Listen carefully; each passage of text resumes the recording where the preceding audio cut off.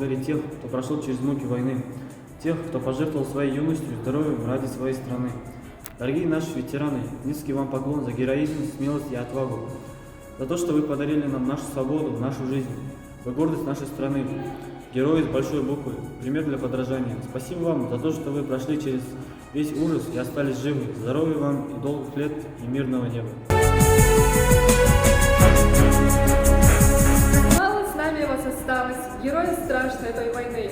Вы до последнего сражались за мир и счастье для страны. Склоняя головы пред вами, спасибо, тихо говорим. Не передать вовек словами, как сильно вами дорожим. Кстати, моя дата – день вывода войск из Афганистана.